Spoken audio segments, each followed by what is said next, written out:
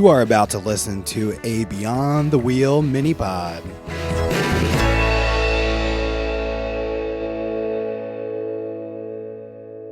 Hey everyone, before we get this episode started, we wanted to let you know that Sean and I have been asked to attend FMCA's 106th International Convention and RV Expo, March 15th through the 18th in Perry, Georgia. We will be putting on a live daily show every morning for the full event. So if you're going to be at the show, be sure to stop by our booth and say hi. We want to thank Echo One Adventures for sponsoring our trip to the FMCA convention. Echo One Adventures is a company that does electrical installs in all types of RVs and rents travel trailers fully outfitted for off-grid living. To learn more about them, go to echo1adventures.com. Thanks again to Echo One Adventures for their support. Hey everybody, and welcome to another mini pod. Today I would like to talk about my electric folding bike. It's made by a company called Ecotric, and I just want to tell you a little bit about why I bought an electric bike and why I think it's perfect for the RV life. So when I first started shopping around for an electric bike, I was immediately turned off by the price of them, with some costing thousands of dollars. So I kept an eye out for an e-bike that would meet all of my needs and under a budget of $1,000. Eventually, I found this bike that I currently own. I've owned it for 3 years, and it's called Ecotric. It's a fat tire folding bike, and I purchased it for $780 right off of their website, making it actually significantly under my budget. I always thought a nice bike would be great to run errands or explore surrounding areas after the RV is set up, but I knew I would be limited to how far I could go or how long I could ride. This is really where this e-bike really appealed to me.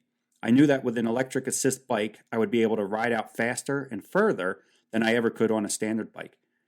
I also was looking for a bike that was easy to use, and this one filled that need with just a simple toggle switch that you could switch from low, medium to high, and it would always give me the right amount of power that I needed for a situation. So if I was like going uphill, I could increase that power easily and quickly just by pushing that one button, get me up to the top of the hill, and then I would be able to just quickly push the button and shift back down into a low speed again. This bike also came with a twist throttle, which wasn't really something in particular that I was looking for. It was just like, I guess, an extra bonus. I'll say I barely use that twist throttle, but it's fun every once in a while just to, kick back, relax, twist the throttle, and feel like you're on a little scooter. The bike itself is not incredibly fast. It has a top speed of 20 miles an hour. And I just say it's not incredibly fast compared to maybe other, we'll say, motorized type of vehicles. But I do feel 20 miles an hour on a bicycle is plenty fast enough, especially just wearing a helmet. I don't have elbow pads, knee pads. And I think if you're going to ride one of these e-bikes, keep in mind, it may not feel like you're going extremely quick on these, but you are going fast enough that if you were to take a tumble, you do some serious damage. So always, I recommend always wearing your helmet. I always wear my helmet on this bike. I think 20 miles an hour is plenty fast enough. I honestly keep the bike in low most of the time, which keeps me right around 12 miles an hour. I think that's plenty fast enough for what I want to do. And that also allows me the most amount of pedaling on my own. So I do feel like I'm getting a little bit of a workout while I'm riding. Most people will say that they don't feel it's a workout at all. I get off this bike and I feel like I did a workout. I think it's also just a lot of fun to have this bike. There's a wee factor to it. In fact, just a couple days ago, when having my battery install done by Echo One Adventures, Jordan, the owner of the company, saw I had the e-bike out, and he said, "Hey, would you mind if I hopped on that? I've been thinking about getting an e-bike, but I've never been on one." So I said, "Yeah, sure, go take it out." So he rode around the campground once and came back, and he's like, "Could I do that again? That was a lot of fun." And I was like, "Yeah, go ahead." So he took it out for a second time around the campground, and he got off the bike. He's like, "I got to get one of these." He's like, "This is a lot of fun." And I think if you've never been on an e-bike, the best way I can describe it is it makes you feel like a kid again. I mean, I'll be turning 49 this year. I have bad knees. I have a bad back, but I get on this bicycle with the pedal assist, and I feel like I'm a teenager again. I have so much fun on this bike, and I get to explore and see things that I wouldn't normally have seen if I just rode past them in a car. There's also a lot of trails that I enjoy going on.